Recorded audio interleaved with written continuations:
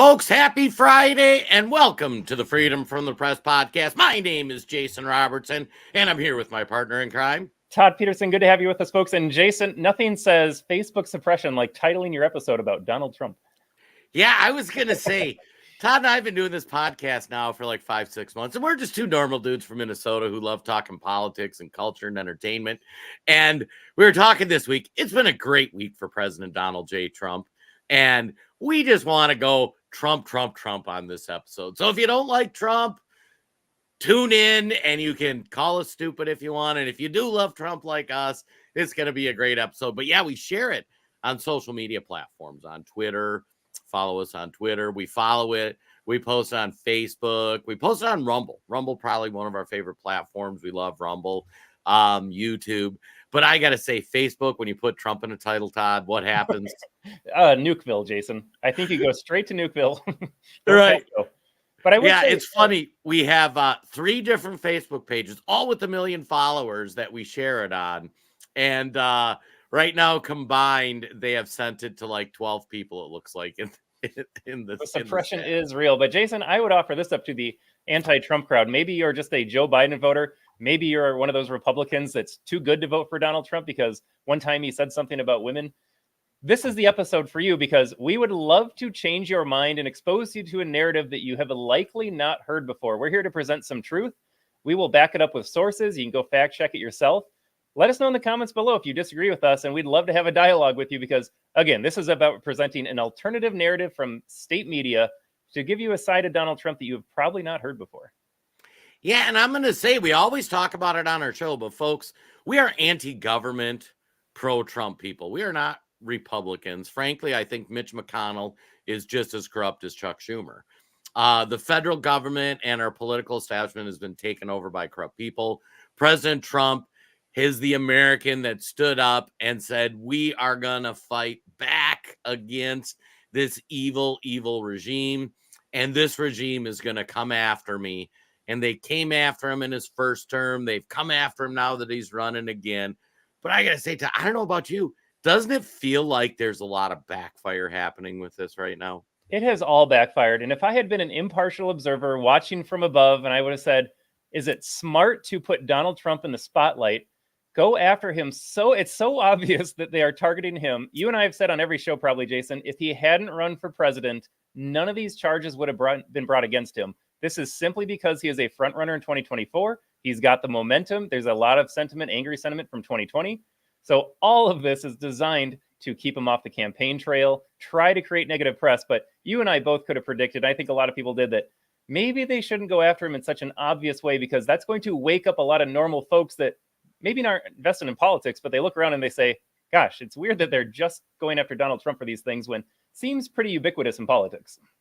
Yeah, and it's fascinating because right now there's 4 different cases. You got Fannie Willis in Georgia. Her case is imploding. She's probably going to get kicked off of it. You got the documents case that's down in Florida. That thing is getting huge because they're exposing how corrupt Jack Smith was and his actions. They've delayed that trial. But for me, Todd, the silliest case, the most ridiculous charges were the Stormy Daniels case. And yep. I've said it from the beginning.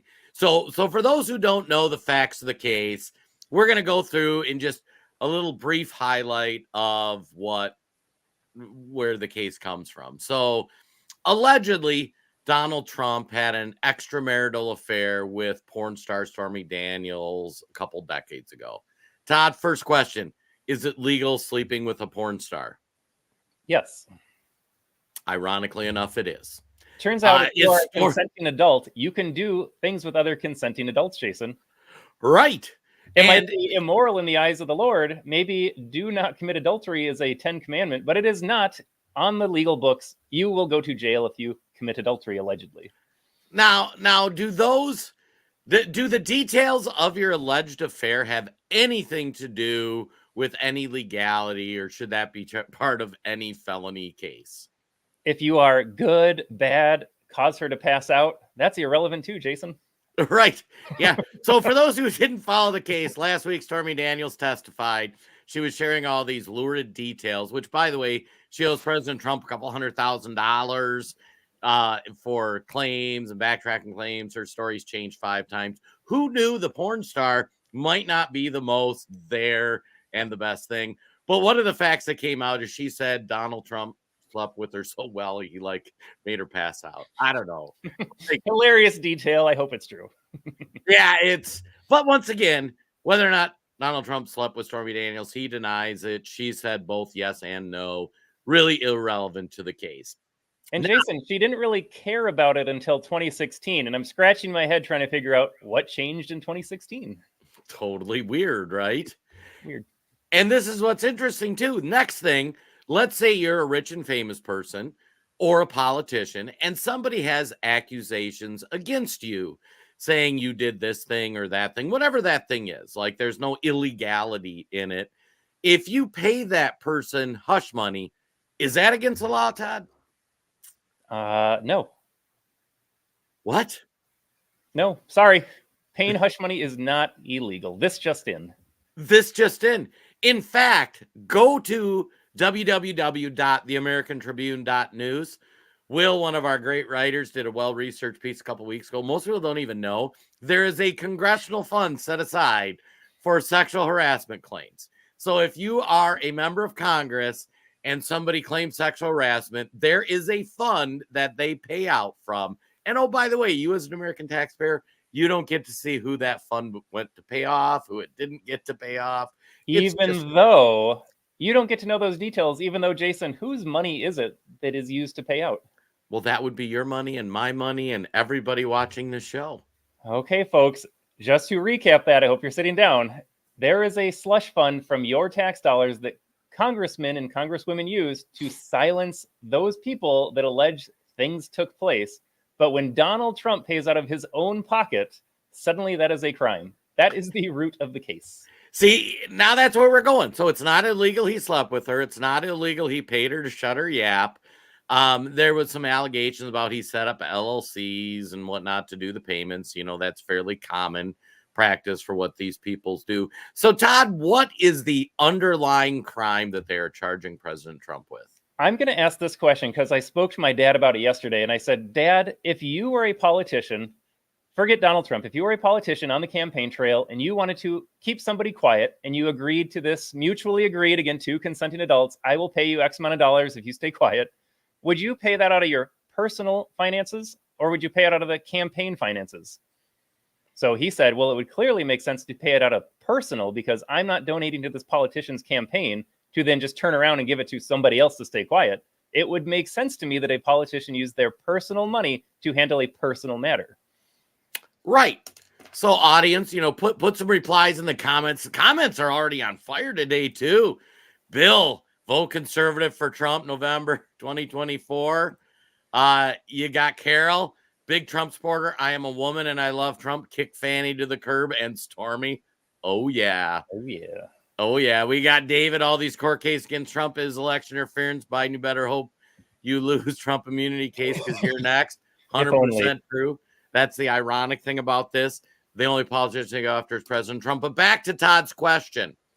If you're going to pay a porn star hush money or anybody hush money, should it come out of your campaign money or should it come out of your personal money? Me, I think like Todd's dad said, it should probably come out of your personal money. Todd? I would also say personal because it makes too much sense. But folks, if you haven't figured this out yet, Donald Trump is in court in New York for this hush money case because he used, wait for it, his personal money. And Alvin Bragg is saying that he should have used campaign money to pay off Stormy Daniels. Not that he allegedly slept with Stormy Daniels, but that he did not pay her with campaign funds. Let that sink in, folks. That is the crime allegedly being committed here. And that is why Trump is tied up in New York City, stretching on weeks now. Right. Yeah, it's the most remarkable thing ever. And it just, like when you explain it to even a Biden voter, sometimes they can be a little slow on the uptake. But if you just ask the question, should Donald Trump, like the hush money's legal, sleeping with the porn star's legal. Hey, shout out to our friends at Split Rock Coffee. by the way. Hey, where's We your love our there's Split your Rock coffee mug? Hey, coffee. nice mug, Jason. Nice mug. Got it at the American Tribune store. But yeah, so you ask him that and then say, should he have used his personal money or should he have used his campaign money? If you're crooked, you do campaign Right, funds. Tim? Doesn't that just make too much sense? Doesn't that make too much sense? Now, ironically, too, you would think that if there was a federal election campaign violation, that would be a federal charge. Todd, did the federal agencies, because Alvin Braggs is a state prosecutor, did federal agencies ever look at these finance? You know, it's interesting, Jason. We have a clip of Donald Trump talking in just a second, and he lets us know that the feds didn't care about it. Bragg's predecessor decided not to bring charges. The Southern District Court, one of the federal courts in New York, decided not to bring charges. Only Alvin Bragg decided to bring charges at a very local municipal level. Right. Even though, again, like you said, campaign financing should be a federal issue. Right. So a bunch of law enforcement agencies pass on this. What's ironic, too, is people have been prosecuted for that. Like, hey, you should have used campaign funds or personal funds and it's generally a misdemeanor. They just fine your campaign, whatever money. The alleged payment was $130,000 is what I'm seeing in the court documents.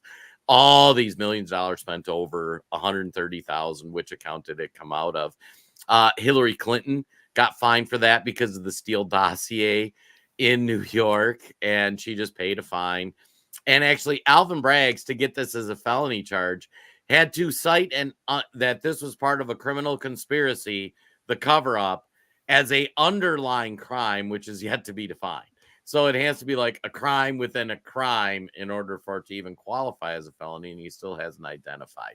But should we go to President Trump and let him give the breakdown, Todd? Let's go to President Trump. Bear with us, folks, as we get set up here. Well, that's not the right view. Giddy up.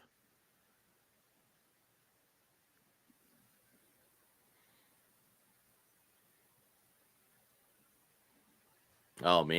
I got to say. Oh, there we go. The government just said that they want 2 to 3 more weeks.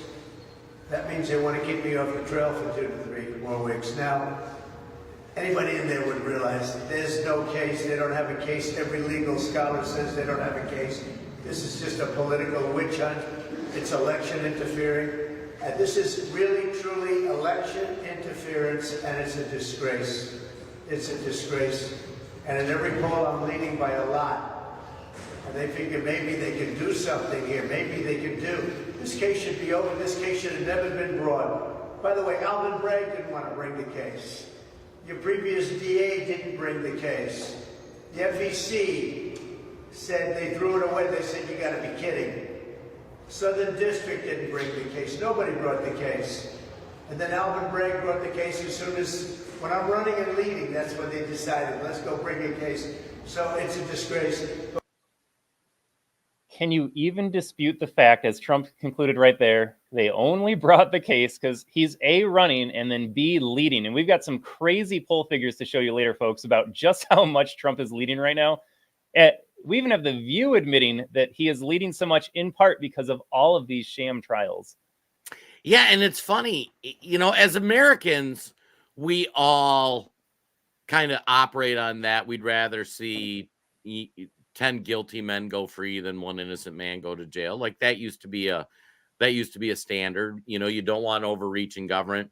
And I got to say, that's the most distressing part of this to me is if you're going to go after a presidential candidate, even if we're going after Joe Biden or a Democrat, this should be a beyond reproach case, in my opinion. This should be such a high standard so that it doesn't reek of political corruption. This case is so weak. And I tell you what, if this is the new standard and this is how we're going to treat every politician, like build more jails in Washington and I'm down. But that isn't going to happen. It's just a political outsider who's a patriot, who's trying to go in and make things better for everyday Americans. Yep. To your point, Jason, Barr nails it. They can't buy Trump. That's the big issue. He is for the people. 100% because he is Donald Trump. That is why these charges have all been brought. We mentioned Mar-a-Lago case, the Georgia case, which I don't know how much we can say on Facebook, but boy, there's some interesting developments coming out of Georgia. Donald Trump might have been closer to the truth than Fani Willis wanted to admit. Oh, yeah. Yeah, and actually, John here with a great question. I'm confused. If Joey Pockets is working on BS 91 indictments, then why debate? Seems to me like Joe isn't counting on the fraudulent court sent President Trump down. I call it scrambling. Oh, they are. We're going to get to the debate here in the afternoon. Joey Pockets. I love that name. Thanks, John. Oh my God. Yeah. Good contribution there. Mr. What? 225 LLCs and hundreds of bank accounts that they're discovering. Oh, yeah. It just came out this week in the House Oversight Committee. It turns out Joe Biden had another set of bank accounts that the family didn't disclose. And now they're up to 200 or no, 170 LLCs, I think. I don't know what I've lost count. There's so many. And reminder, these are public officials. Jason, you and I run our own business. How many LLCs do you have? Right. Yeah. I got one, and I can see having a handful of LLCs, maybe. Sure. Maybe one manages the other. There's certain benefits the way you structure a business. But if you're a politician and your income is supposed to just be from taxpayers as a W-2, do you need 200 LLCs? That would be negatory unless you're doing something sketchy. But if you're a Democrat, they're, show me the proof. Show me the proof. It's the craziest You can be Bob Menendez, Henry Cuellar. You can do whatever you want, but let's focus on Donald Trump. Right. So back to the Trump trial. So the charges shouldn't be brought. Last week, Stormy Daniels just debased herself. And then this week, they bring out their star witness, Michael Cohen. And Michael Cohen, who was an attorney for President Trump, he was his fixer. He took care of his legal problems. And that was that was supposed to be their big deal breaker. Like, he's going to roll. Now, a little history on Michael Avenatti. Turns out his law firm's kind of corrupt. Michael Avenatti, or not Avenatti, Michael Cohen, we have a Michael Avenatti response. That's why he was on my mind. But Michael Cohen, after working for Trump, he thought he'd go to the White House. Trump's like, no, I'm not bringing you to the White House. At the same time, he was in charges. He was being investigated for very serious tax violations. And they got him to plea to like 6 different charges of different tax evasions unrelated to his business with President Trump. And then ironically, because this was a few years ago, they tacked on this 7th charge, which was something about election interference that he pled guilty to. And it was weird because if you look to the case in the court filings, you're like, none of this has anything to do with Trump. Why are they tacking on this campaign thing? Well, that's because they were laying the groundwork for this case. Yeah, they always plan ahead. Yeah, interestingly, Cohen was found guilty of, wait for it, campaign finance violations. Right. So now this week, Todd, it's a week all the Democrats been waiting for. We got, and it's been going bad for them. President Trump's been traveling in New York City. He's been visiting Bogatas. He's been going to the hood. He's been getting all this free publicity because every morning, every night, they talk about Trump, the latest thing. He's getting tons of free press. It's really just completely backfiring on him. But Todd, what's the reaction to the big star witness, Michael Cohen? Yeah, we'll have to get to. So we have CNN clips, folks, just to show that this is how awful Cohen was as a witness. CNN trotting out their anchors, trotting out their legal quote experts, and they all agree it was a complete train wreck. And yeah, you talk about Michael Avenatti. We've got a response from that. And then the typical Democrat response to the response of the court case. But, this is how you know they're not necessarily bright. They are evil, but they're not smart because anyone should have seen that giving him all of this free coverage, especially after 7 years of just straight up lies about Donald Trump, you would think they would reflect a little bit and say, the strategy is not working. It seems to be backfiring. But these morons, they plow ahead and they say, let's throw 91 indictments in Trump and this time we'll get him. But let's take a look at CNN. This is their response to Cohen's testimony. I don't think I've ever seen a star cooperating witness get his knees chopped out quite as clearly and dramatically as what just happened with Michael Cohen. I've certainly seen very effective cross-examinations of cooperating witnesses. I've seen aspects of their story cut into and called into question, but this goes to the heart of the allegation here, that phone call on October 24th, and it looks to the jury and to Anderson Cooper and Kara Scannell and Judge George Grasso, who are all in the courthouse, that was a devastating moment. Yeah, so short clip there. Cooperating witness. Yeah, he's cooperating. All right. We've got a little bit of information, Jason, if you want to jump to how much he's cooperated and how he has benefited from this, unless you want to comment here first. Well, I was just going to say, folks, so we have to understand, and I want to give a shout out to Ruby. Ruby's a Democrat, but I'm not stupid. Trump all the way. You're a kind of Democrat, Ruby. And that's what's funny with Trump. Trump, in my opinion, transcends right versus left, which is what we talk about on the podcast. Trump is just an American first candidate, and he just wants to make life better for America. That's why he got into politics. Some of his positions we agree with, we don't, but he's the only one up there fighting for us, at least in the presidential thing. But normies who only watch CNN, they've been sitting there salivating, waiting for this trial, and Michael Cohen was going to be the nail in the coffin. Imagine their surprise when they wake up and it turns out that Michael Cohen didn't help the case. It's weird how Michael Cohen, let's pin our hopes on this fraud. I mean, look out, Facebook censors here, but there are rumors swirling that as they go deeper into this, that it is possibly Cohen and Daniels cooperating together, trying to do some things against Donald Trump for their own financial reasons. And so here's your star witness who quite possibly operated illegally in his own way against Trump. Like I said, there's no reason this should be in trial. It's just getting more and more absurd as you get into it a little bit. Should we pull up? I'm just going to go here really fast here. So here's your man, Michael Avenatti. He said, Cohen's testimony is a light plane crash with no survivors. When Blanche, that's one of the lawyers, is done with him, Cohen's dental records will not be sufficient to identify him. What a disaster for DA Bragg, the prosecution, and all those on the left who thought Cohen was the savior. And Jason, I loved that analysis. I love this response even more from Michael Friedman. He is just a nameless, faceless Democrat out there. On his bio feed, I think it says he's a bleeding heart lib, which tells you that he can't think for himself. This is the reply. Trump is still guilty. Okay, so wait for it. He must have evidence to suggest, to back that up a little bit. Cohen didn't go off and sleep with other women while his new wife was pregnant, and then want to make sure the women didn't come out and speak as his presidential campaign was being sunk by his own words and actions. Oh, that is the Democrats. That's their evidence right there. Right. He's guilty of whatever they're charging him with. I don't think this Michael buffoon could tell you what he's being charged with, actually, but because he slept with a woman in an unrelated legal case, right, we already established that has no bearing on what's happening with Bragg, but because he did that, he's a bad person, he's guilty, he should go to jail. That is the Democrat thinking in a nutshell. Yeah, and I was going to say, this case boils down to, should Trump have used personal money or campaign money? Michael Friedman has no clue that that's even what Trump is charged with. And even in his statements, if Trump did sleep with Stormy while his new wife was pregnant, which he denies, whether it's true or not, no bearing on any legality. To make sure the women didn't come out and speak, no bearing on the legality. Michael, if you want to take this position, you need to say, you know what? Trump deserves to go to jail for using personal money instead of campaign money. All politicians that are paying off people they want to keep quiet, it should come out of their campaign. These people, Todd, how do we even deal with these people? How do you break through to these people? They are so far gone. We got people like Ruby here, former Democrat, says I'm a Trump supporter now.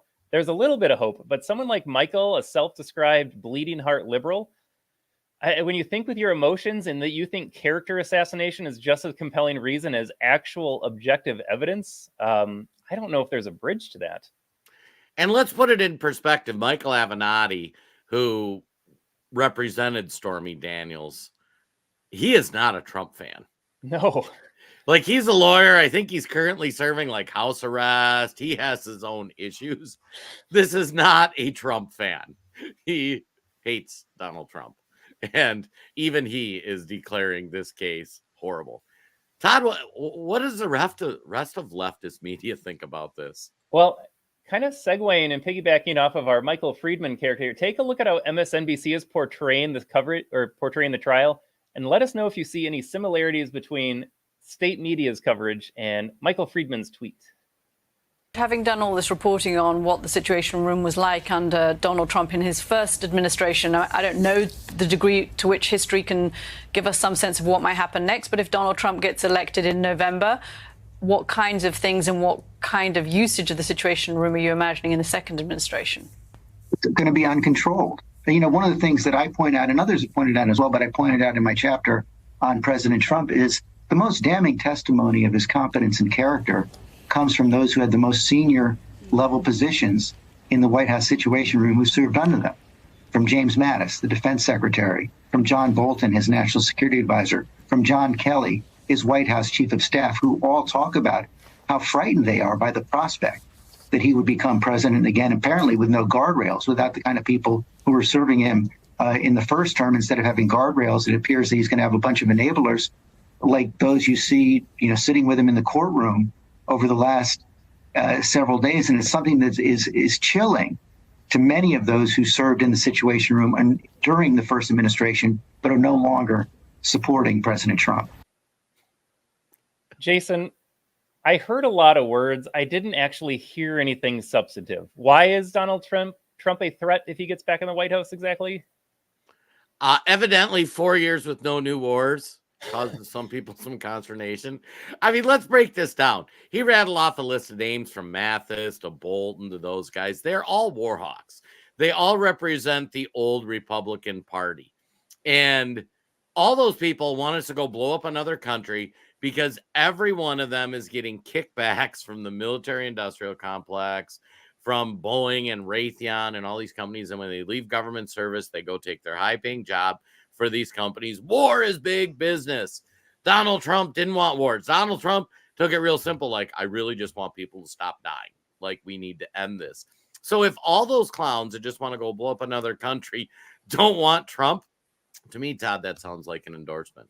We always say we want Trump to be the guy that the left makes him out to be, this scary figure. I make no mistake, I want to say this as clearly as possible. I want Donald Trump to put all of these same like-minded people, such as Trump, in the White House together. I want all America first. I want no establishment pigs in there. I don't want a Bolton in his administration. I want people that love this country, want to limit the government, don't want to blow up other countries, focus on America. Stephanopoulos, Bolton, all these guys, they love the swamp. And when he said, I'm afraid that he's not going to have these guardrails, what he is saying, and let me translate this, a guardrail just means someone from the establishment. They just want more of the same. That is all he is worried about. Yeah, and understand all these people, they make money from their government jobs, and they make way, way, way more money from all their side gigs. All these side gigs are paid for by the big corporations, and it's not just the military industrial complex. It's big food, it's big pharma, it's all sorts of those. All these, even big media. Do you think if George Stephanopoulos was going to come out and say, like, yeah, we should, like, Donald Trump really didn't like wars, do you think he's getting a paid gig on MSNBC? And here's the million chicken or egg question. Does he actually, would he believe that even? Or is he just so far gone on the establishment narrative that he actually thinks it's a good idea to go blow up other countries? Right. And that's where guys like you were talking about with Avenatti on the Avenatti reply, like, this is all the stuff they consume. I mean, I don't know about you, but other than the BLM riots and protests, which was nothing Trump did to cause it, but between that and the pandemic, like, Trump was a pretty good president. Like, the economy was doing fine. We weren't getting into new wars. Life was pretty good. The left hated him. And, there was all this civil unrest because people didn't like him, but it was not because of anything he did. It's because they were brainwashed by watching filth like this MSNBC. Yeah, and I pulled this clip. I said it was related to our last comment on Twitter here. There is, again, zero evidence. It's pure emoting. It is all feminine energy. Here are dudes that are afraid of Trump because of reasons, but they can never actually articulate it. At least in Stephanopoulos' case here, he basically admits it when he uses the word guardrails, though. He says, I just want the establishment to keep doing the establishment's thing. Meanwhile, all of us regular Americans, you, Jason, myself, our viewers, we have seen what the establishment has done for us our entire lives, and we are sick of it. And that is why Donald Trump is getting our vote, because he is the single person in American politics willing to stand up to them. Yeah. And I got to say, too, I mean, this might be a nice time to talk about, we got a new banner. Like we mentioned, Split Rock Coffee, but one of the sponsors of the show, we're doing some work with Goldco about, folks, if you haven't been following along, the financial, well, I'll let Todd go through it. Absolutely. Yeah. So our precious metal specialists, our friends over at Goldco. Folks, if you've turned on the TV or watched anything on the news online, our country is down and out. The Tower of Babel is falling. And now's the time to protect yourself and your temple from destruction. And to do that, that means protecting your resources, including your savings, so you can protect and defend your legacy and your posterity from destruction. That's why thousands of good Americans are arming themselves with physical gold and silver from Goldco.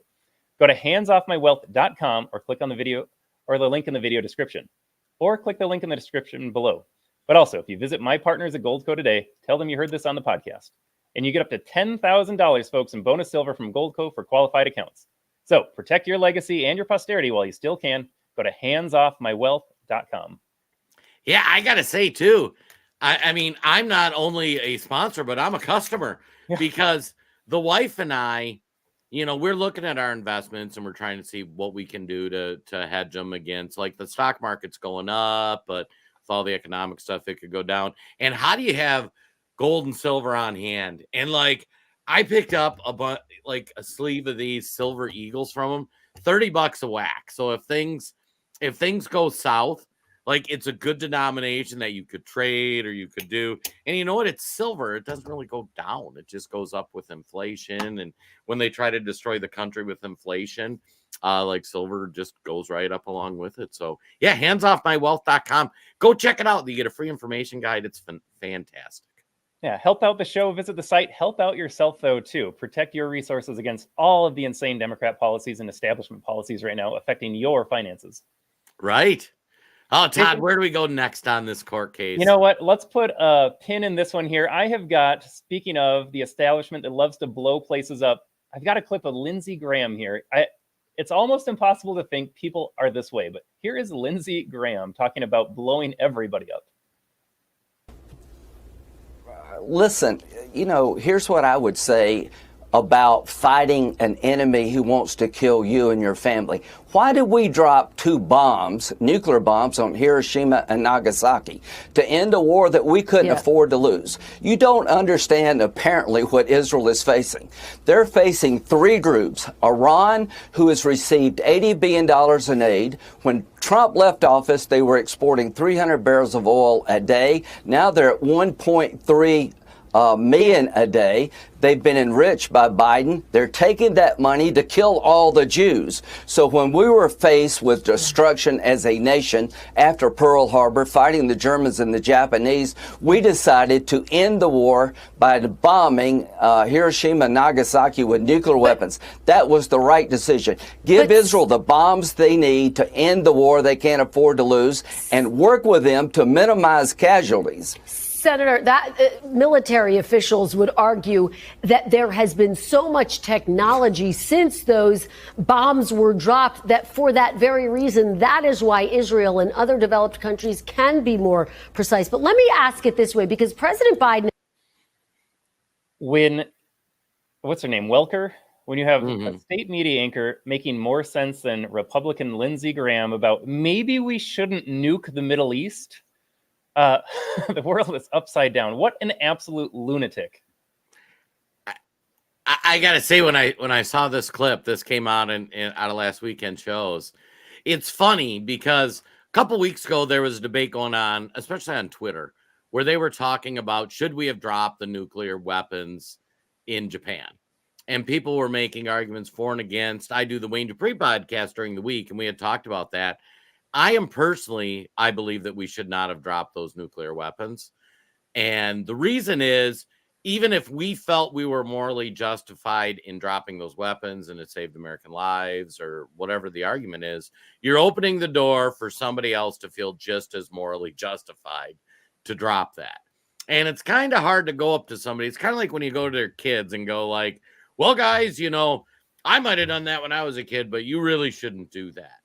And Lindsey Graham is on national TV and he is talking about sending nuclear. Like, I don't exactly know even what he's saying when he says give them the bombs they need, but like, he doesn't say nuclear bombs. But at what point in the conversation are you saying nuclear bombs, Middle East, give them to Israel? All of this is horrible. And that man is awful. I do feel terrible that Trump has supported him in the past. But that guy needs to go to jail. That is the Republican Party we need to get rid of. This is why we need America First candidates. And any idiot who's serving in Congress talking about nuclear weapons in the Middle East, lock them up tomorrow. That is the only response. Right. Not an accident that he is childless in his 70s now. Just a bitter, old, alone kind of man, just corrupted by the system for years. we could probably go on an hour just with all the negative pejoratives about Graham. Just utterly useless, belongs in prison. What a murderous philosophy. Right. I can't even believe that this is a conversation. But why do the establishment Republicans hate President Trump? Because they, like Lindsay's just, I mean, give him credit. He's man enough to say it. A lot of them are thinking it, and a lot of them are getting paid on the backside by all these. Oh, but you know what, Jason? At least the American economy would improve if we went out and built some bombs to give to Israel that they could use to wipe out all these women and children in the Middle East. You know, Todd, you bring up an interesting point too. So I'm old enough to remember when President Trump said he wasn't going to send military, he was going to withhold military aid to Ukraine in case if they didn't investigate Joe Biden's corrupt business dealings. Now, it's come out now that we're embroiled in funding a war for hundreds of billions of dollars. Seems relevant that there could be a connection between the Biden family and Ukraine. Just seems relevant. But Todd, what did they do when President Trump threatened to withhold that? That was an impeachable offense, Jason. And folks, 5 years seems like a lifetime in politics. In 2019, Trump had his infamous phone call with Zelensky, president of Ukraine, wanted a little investigation into servers, Clinton, Biden, all these big name Dems that happen to have this weird connection with the most corrupt nation in Eastern Europe. And for that reason, he was impeached. And we could probably find all the old news clips, the Democrats saying, oh, this is so awful for America. I don't know if you've been paying attention, but Joe Biden talked about withholding aid to Israel recently. And Jason, are you asking the question, what's different about this? Yeah, I was going to say the impeachable offense for President Trump to withhold aid was because it benefited him politically to investigate Joe Biden. Not that Joe Biden was clean or there was nothing to it, but that he was doing it for political motivation. Hey, Todd, we've covered on previous episodes of Freedom from the Press podcast. How is this whole supporting Israel thing going for Joe Biden? Well, it turns out a lot of Muslim voters, one of the huge chunks of the Democrat base, aren't too keen on Joe Biden supporting Jews.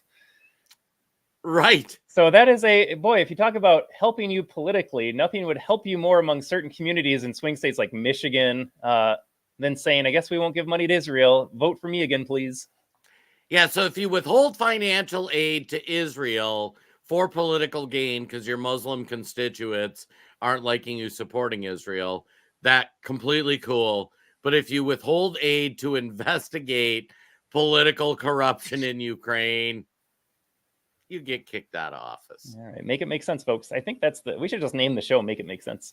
We should. Jason, we have more. Oh, we don't want to do that.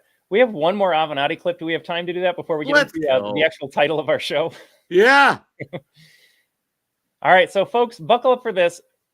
Is anyone going to be surprised that Michael Cohen, the disgraced lead witness for the Democrats and Alvin Bragg, has profited handsomely from all of his anti-Trump talking? Who would have known? Michael Cohen just testified that he's made roughly $3.4 million in sales of his two books over the past 4 years. He says he doesn't know exactly, but he would say around $400,000 for the book Revenge. That's a lot of money for two books. I mean, that is I know lots of authors. I've written books too. That is very, very successful.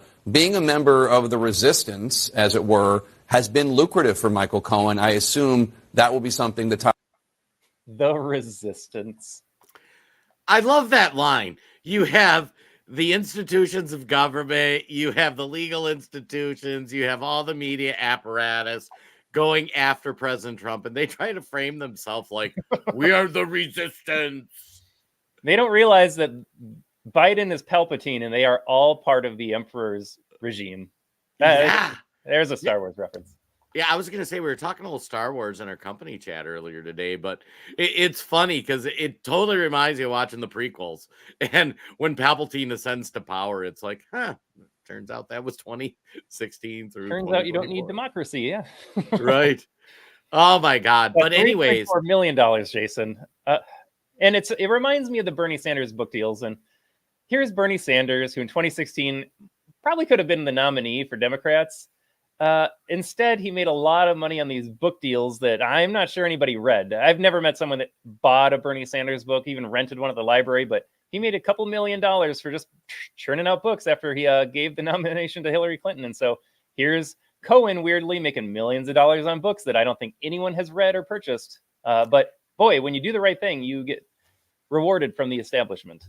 Yeah, and it's really remarkable, too, for those who don't know, Michael Cohen's been on TikTok and other platforms making videos ripping on Trump, which, oh, by the way, Trump has a gag order. He can't say anything bad that would change jury's opinion of Michael Cohen. But Michael Cohen and Stormy Daniels and all these people can go say anything they want. And like on all these platforms, so on Rumble or on YouTube or on Facebook, or I think he was doing it on Instagram and TikTok, there's all these like super chat features where you can actually say like, here's $5 or here's $20 and to support the work. Avenatti's been doing that, and he's been raising like $10,000-$20,000 a TikTok. Meanwhile, Donald Trump has a gag order. Like, folks, this is Banana Republic type stuff. It gives Banana Republic a bad name. Right. Yeah, somewhere there's somebody going like Banana Republics aren't this bad. All right, we got to switch gears here a little bit. You know what? Let's go to The View, Jason. It wouldn't be a complete day without listening to these people lose their minds a little bit. But here they're actually agreeing with us that, well, turns out these cases are helping Donald Trump. Hey guys, yeah, we don't want to cut to this. Everyone think people are able to watch this Trump trial 24/7. Like all the time. Like it's a still shot, it's a picture of a door, it's all of this stuff. Now, we're talking about we're in a campaign. We should be hearing more. We always say, why don't we hear from the Biden administration? I don't leave that all on the Biden administration's door. The media needs to cover things. For example, abortion is a winning issue for Democrats, women's reproductive health. Vice President Harris did an event last week. I couldn't find any coverage on it. And that's a Democrat's winning stance. I also think that there was an asylum regulation decided on with the border. Everyone has agreed the border's a problem. Didn't see any coverage on that because we're busy watching the Donald Trump door not opening. And don't forget Nikki Haley. Her win. Didn't she win? She got like 150,000. Oh, yeah. But I mean, then also you've got like last week, our incumbent president stepped in to do a speech on anti-Semitism. They cut to the speech, came back and talked about Donald Trump. So what's happening here is Donald Trump is Donald Trumping us. It's deja vu from 2016. And the coverage, the irony is the people covering that news thinks they're getting one up on Donald Trump while they're handing him a lot of votes because of the coverage. It's ridiculous. Yeah, I've been saying, I agree with you. I've been saying from the beginning, I actually think this trial is somewhat helping Donald Trump because it's keeping him off the trail and because we are not focusing on the stupid stuff he says on a daily basis. And that is helping him. Can I just point out that Donald Trump speaks every morning before he enters the courthouse and when he leaves the courthouse, and he's still doing campaign rallies. I don't know what world these women live in because I see Donald Trump speaking a lot. There's so much wrong with this video, though. I was going to say it's my favorite part, acting like the media and CNN and MSNBC's in this. What are they doing on The View right now? They're talking about Donald Trump. Right. Who knew when you put up BS salacious charges against President Trump? Because here's the thing. And people may not like this. Whether or not Trump bangs Stormy Daniels isn't going to change my vote for President Trump. But they're trying to make this salacious play. Just like when Bill Clinton banged Monica Lewinsky, I really didn't care. You know, like let's talk about how they're governing the country. I got to say, too, just before we get back to The View, I mean, the chats are on fire. Paul Jester, Biden so dirty, pressure washer, couldn't get him clean. 100% true. Plus, wasn't Bernie given a summer house by Hillary? Even socialists have their price. Yeah, we've done some digging into that whole Bernie Hillary thing. It was remarkable. And Ricardo Flores, Latino for Trump 2024. This is really fascinating because Trump is making such inroads into the Latin communities, into the African-American communities, into all the minority communities, because it turns out even like The View is going to try to spin some comment Trump makes about don't let illegals in. Latinos who came to America legally and who are productive American citizens, they don't want illegal immigrants either. It's remarkable. But should we finish the View, Todd? Now let's finish the View. We hate ourselves too much. I didn't look. At first it was people saying, we don't like our choices. What else? What third candidate? Well, no third candidate, no knight in shining armor appeared. Now I'm hearing people say, is there a way that in the convention they can change the candidate? That's not going to happen. I'm going to say it till I'm blue in the face. I'm going to say it till the day of election. This is a binary choice. This is a binary choice America has between good and evil, between decency and havoc, between indicted in 88 counts and not. I mean, they're both old. If that's what's keeping you at night, up at night, you don't have a choice. They're both old, but only one is an alleged criminal indicted in 88 counts. It is remarkable on that point, Jason, that they actually think that's a reason to vote against Donald Trump. We covered the sham trial for 40 minutes today. We could have done a month's worth of podcast on this. They ignore all the Hunter Biden hearings that Congress has held. They apparently don't care that Joe Biden's the big guy. It's not like there's not evidence out there. It is such selective reasoning. Again, how do you get through to people like this that say that watch The View? It's funny, too, because you say make it make sense, right? And Joe Biden is one of, if not the most corrupt politicians and inept and owned, like every slimy politician thing you've ever seen in your entire lifetime lives in Joe Biden. He makes up stories. One week he's Italian, the next week he's Slovakian, the next week he's Puerto Rican. The guy ran for president twice, had to drop out because he was lying so much and the media called him on him. It's remarkable. These guys are acting like Joe Biden is some pillar of, it's like saying Nancy Pelosi and her stock trades are legit. Like these are the living embodiment of corrupt politicians. And even if you don't like Donald Trump, don't take the position like Joe Biden is this paragon of virtue. Make it make sense. Make it make sense. Yeah, and even before they're like, yeah, everyone agrees the border is an issue, the economy is an issue, but again, with the feminist energy, you can't focus on issues and policies. They make it about character, and they have to willfully ignore all of Biden's character deficits if they're going to make the claim that Biden is better than Trump because Trump's done X, Y, and Z, and they're not going to acknowledge that Biden's done A, B, C, D, E, F, G, all the way down the alphabet. It's disingenuous at best. Honestly, I think it's just low IQ at this point. There's no other explanation for this. Right.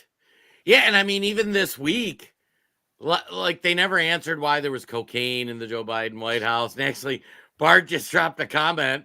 They found cocaine in the White House. Don't know who the DA is. They actually found more cocaine. I can't remember what building it was. Capitol Police Building, wasn't it? Yeah, the Capitol Police Building. It's just, there's no saving these people. But she did point out a big thing, Todd. Maybe this is where we pivot to talking about the debate. What do you think? Do we go to Joe Biden? Oh, let's go to Joe Biden. Man. All right, before we do this, folks. So we've done a couple episodes on this where we've talked about, Todd and I both believe that Joe Biden will not be the nominee in November. I am thinking it's going to be Kamala Harris because they're going to boot Joe because he's going to be so far buried. Todd, you're going Big Mike. I have said Big Mike from the beginning. So you and I align the same way, black woman, because if you get rid of white guy Joe, they're so far gone down the DEI path, they have to, quote, represent the American electorate, because nothing says representation in America like choosing someone that represents 3% of the population. Right? Yeah, I'm going Big Mike. She's got the Obama name. She has no political backstory that they can really go after. I mean, yeah, you could point at Obama all day, but Michelle's image, unfortunately, is squeaky clean right now compared to the rest of these guys. Well, yeah, and so they're already laying the groundwork. People on the Democrat side are talking about it. They didn't let RFK run. He's pulling at 10% nationally. Dean Phillips tried running. He got no coverage. Joe Biden wouldn't do any Democrat debates. They've completely been shutting down, and they're trying to railroad Joe Biden. So I think they get to the summer convention, And around that time, they're going to do the old switcheroo. Like, oh, here's Joe Biden. Oh, here's the next one. And like I think Kamala makes sense. Actually, Wayne Dupree was the first one who brought up the idea because I'm like, Kamala's a horrible candidate, but you can't switch him out for Gavin because Gavin Newsom, all of a sudden, here's white dude. Like, how's that going to go? And Michelle Obama, Big Mike, I think is also another one. But these guys are laying the groundwork to Joe Biden's gone. The polling numbers are bad. The economy's bad. Everything's bad. So I think they're throwing Joe Biden out as kind of a last ditch effort. And Todd, should we hear from Joe Biden? Yeah, and I think these debates will seal the deal because then all the Dems will just say, "Oh, it didn't go well." Trump lost 2 debates to me in 2020. And since then, he hadn't shown up for debate. Now he's acting like he wants to debate me again. Well, make my day, pal. I'll even do it twice. So let's pick the dates, Donald. I hear you're free on Wednesdays. I love the comments that they said they did like 13 cuts, or I don't know how many cuts in a 10-second video or something. How long did it take to make this video? That's my question. Oh my God, I want to see the unedited. So Joe Biden, they dropped this video. You can tell there's a bajillion cuts. Joe Biden saying, notice even the crack, like I hear you're free on Wednesdays. He's making a joke about the New York case that the Department of Justice is partnering with DA Bragg. So he's standing in front of the American people and he's saying, yeah, you know, these BS trials that you're at, yeah, Wednesdays you're free. And I want to see the yeah, they're so decent, not snobbish and elitist at all. Right. They're saying it right in front of you, folks. We can target you, we can go after you, and we can even make fun of it. So for those who haven't heard, Joe Biden and President Trump have agreed. Donald Trump's response, anywhere, anytime, let's go. But Todd, what conditions did the Joe Biden campaign put on this debate? Yeah, so folks, number one, they're going to cut off the mic as soon as the person is done speaking. That means you will likely not hear Donald Trump kind of interjecting or saying, wait a minute, Joe. They're not going to have a live audience. Jason, I don't know if are they live or does that allow them to do some editing as well? But certainly no Trump energy in the room then. I think, again, Joe Biden has less to focus on without an audience. Moderated by CNN and CNN Acres. So at first glance, it seems to heavily lean in Biden's favor. Yeah, so when they agreed to the terms of the debate, Trump campaign, let us know when to show up. Joe Biden campaign, 1, no RFK. Yep.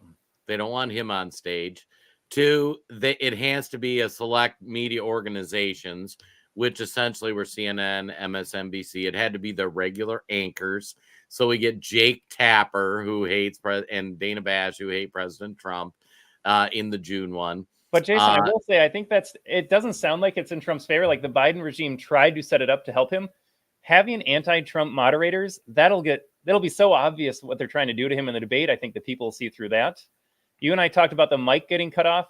That's going to help Trump too, because let Joe Biden talk. Let him ramble away incoherently. Like I don't know what juice they gave him 4 years ago, but do you see a world where he's actually able to get through these? Yeah, it was interesting. Todd and I were talking before the podcast about like, why did Trump agree to this? And I think this is going to have a reaction similar to these New York trials where they thought like going after Trump's going to look bad. They're going to ask partisan questions that are just going to reinforce how much crap this is. Donald Trump, his 2020 debates, I was not a fan of because he came off as angry and interrupting. Frankly, muting him, probably one of the best things you can do, especially if Trump gets mad, calling out Joe Biden for lying. Average Americans that watch this, it should be pretty good TV. And it's just going to come across. Donald Trump's going to annihilate the guy. I think so. I think the Biden team agreed to this, or his handlers did, because this will be the ticket, I think, to get Joe out of there. They're right before the August convention. All right, Joe Biden looks awful. Polls are terrible. In comes Big Mike, Kamala, Gavin. I think those would be the top 3. Yeah, so take away from the debates. It's in July. Is it 27th, I believe? June 27th? Or yeah, June 27th. It's this, in my opinion, is going to be Joe Biden's last ride. And you and I said before the show, too, we would love to see Donald Trump show up and just bring a transcript from the 2020 debates and say, Joe, can you speak about this lie that has been debunked? You said that the Hunter laptop was disinformation. You said you never took money from these places. Go through all the things Joe Biden promised and lied about in 2020 and just let him answer the question. The less Trump goes on the offensive, I think the better. Just let Joe Biden get exposed. Well, yeah, and it'll be interesting, too, how Jake Tapper and some of CNN, because the media is starting to turn on Joe, because he's telling such whopper lies that they can't even cover it up. Like, he was going around saying, oh, inflation was 9% when I took office. And he even had, like, MSNBC anchors be like, yeah, that's not true. like that number's way off. It was like 1.9%, not 9%. It was crazy. So anyways, do we go into a little VP talk, Todd? Let's do a little VP talk. Hey guys, I'm on board for that like that. Oh, let's you get the idea. She's trying to beat Nelson Rock. As Trump leading Biden by 6 points with Latino voters. So in true Biden campaign fashion, they're having Kamala rally the base in a new political ad. President Biden and I are fighting to secure a pathway for citizenship, including for dreamers and families, and to make our immigration system more orderly and humane. And when we fight, we win! And if all of this doesn't seem desperate or offensive enough, Biden launched the Latinos Con Biden initiative at a Mexican restaurant, where he bashed Trump and begged for votes. I need you. I need you badly. I need the help. Kamala and I desperately need your help. There seems to be a disconnect between the speech writing and delivery. But Kellyanne, your analysis. Didn't you have enough Hispanics to stand behind Joe Biden at the Mexican restaurant that he had the mural behind him of stereotypical people? Look, every way you look at it, Hispanics have so many reasons to dump Biden-Harris. The main one is the border. How cynical of an entire Democratic Party to believe that in the 9 years since Donald Trump elevated into the international consciousness his view on illegal immigration, build the wall, be fair to the people here, America first. 9 years later, the Democrats still think that attacking Donald Trump on the border is going to get them Hispanic vote. Hispanics are also upset that they are hostile to religion, that they masked up their kids and kept them home for the better part of 2 school years, the economic upward mobility that is being lost to them. So I think Donald Trump's going to have monster gains among Hispanics, and I think it's part of why he should pick a person of color as his VP. And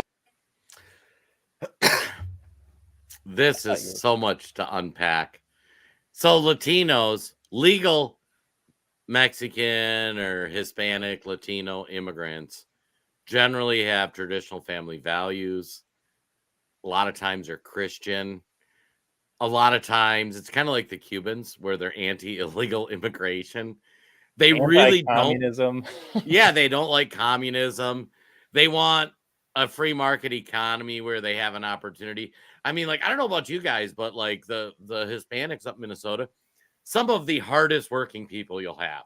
They're laying sod, they're doing roofs, they're doing all the stuff Americans don't want to.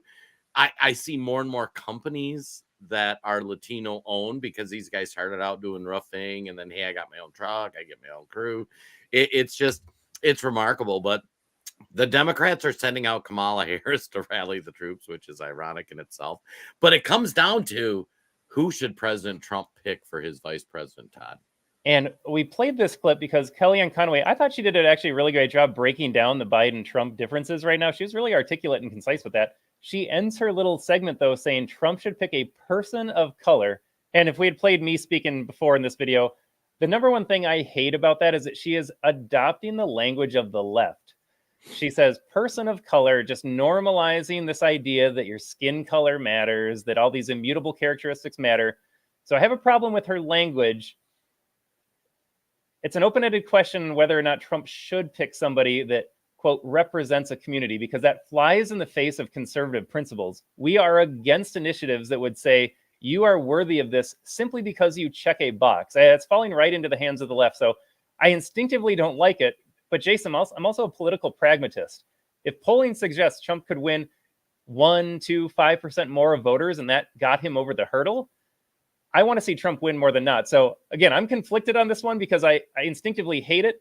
But politically speaking, maybe there's some benefit to it. Yeah, and I gotta say, I love everybody who comes out and you get these rumors that this person will be VP or somebody leaked this will be VP. I tell you what, there's one person on planet Earth who knows who Trump's VP is going to be, and that's President Trump. So it's kind of fun for us to talk about. It's kind of fun for us to speculate about. It makes for interesting conversation.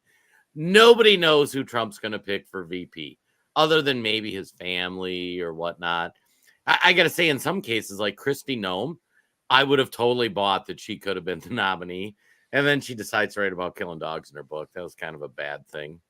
I could see Sarah Huckabee Sanders. Like, I mean, I think she's still new and her name's not coming up. The big names coming up, Ben Carson, who I love Ben Carson, but he's not kind of that electric personality. Byron Donalds, I think that guy's got a tremendous future, and he gives us that youth movement. I'm not buying into DeSantis or Haley that they're going to try to bring those guys on. I think Trump learned his lesson with Mike Pence. So Todd and folks, let us know in the comments, who do you think President Trump should pick for vice president? But Todd, who do you think?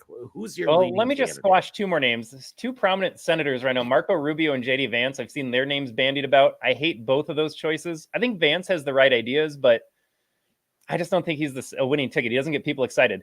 Jason, for my money, it's Vivek or bust. Vivek Ramaswamy did the best in the primaries for Republicans. He says all the right things. He's got the right ideas. And I think my number one criteria, it's not about what box do you check for genitals or skin color. It's, do you make Trump bulletproof? And I mean that quite literally, because if you go with a Tim Scott in the wings and the establishment deep state looks at that and says, boy, we could have Tim Scott in the White House pretty soon, just an establishment figure, that's not a good look for Donald Trump. So Vivek, number one, he's got the right ideas. I think he would push Trump to be even more libertarian and anti-government. But number two, I think the idea of a Vivek presidency would scare the bejesus out of the deep state. Yeah, and I got to say, it's funny you made that comment about Trump being bulletproof. And I think that's going to be the one criteria for whoever Trump picks for vice president.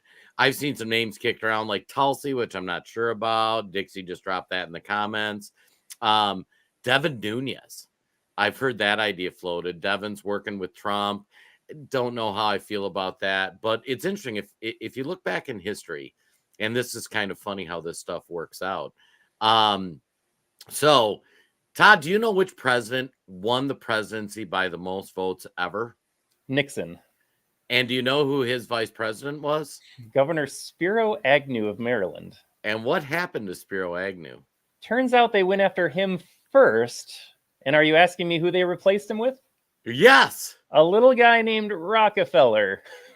Was it Rockefeller? Was it Nelson Rockefeller? No, it was Eisenhower, wasn't it? Or who took over? Are you talking when Nixon won the presidency or Eisenhower won the presidency? Yeah, so Nixon had Spiro Agnew, who was an anti-government, blow-up government guy. The government came after him and took him out for taxes. And they replaced him with an establishment shill. And most people don't know President Nixon won the presidency by the most votes ever. 68 was all red. And if you went to school like I did after the fact, you would have been taught that Nixon was corrupt and evil and he was impeached for all the right reasons or resigned for all the right reasons. We have been given a lie about Richard Nixon's presidency and popularity in America. And once they took out his vice president that they didn't want to replace him, they put a military industrial guy in. Then miraculously, Richard Nixon goes away. Funny how that works. Weird how that works. You're telling me this has been going on for a long time, Jason? The deep state interfering with our elected officials that are popular by Americans? Yeah, shocking, isn't it? Huh. News to me. Some could think it's conspiracy theory.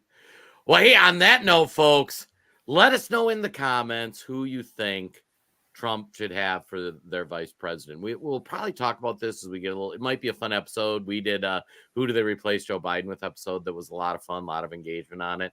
But understand, as all these court cases fall apart, Fannie's falling apart, the documents case is falling apart. Now this case is falling apart. The deep state will stop at nothing to stop President Trump. They are panicking. They will only make it worse. It doesn't go away. And understand this is a unique opportunity for those of us who support President Trump, because even like that idiot on Twitter that we talked about earlier, at some point, if you just ask him the question, well, do you know what Trump's charges was? This guy doesn't even know. That's why we ask you to share content like this with guys like that. Because if you watch The View, you only know that 91 indictments are against Trump. And so those indictments automatically indicate that he is a criminal. Not found guilty, but just the indictments alone convince those idiots on The View that he's worse than Biden because Biden doesn't have any indictments. Right. And we got to reach those people because the corporate establishment, the military establishment, the political establishment have brainwashed guys like Michael. Oh, shout out to Dixie. Gerald Ford pardoned Nixon. It was Gerald Ford that took over. They put in Ford, and then when Nixon got... Ford was unelected if we're going down history. He was just put in there by the House, I believe. He was put in by the House. They replaced Agnew, who was an anti-government guy, with Ford. And then Ford was essentially Nixon's Pence. And then once they got rid of Nixon, Ford took over. And he kept us in Vietnam. Like, congratulations. Nice work, everybody. All right, on that note, Todd, any last thoughts? This was a great episode. The hour flew by today. And folks, thanks for the engagement in the comment section. Lots of great feedback, lots of great comments here.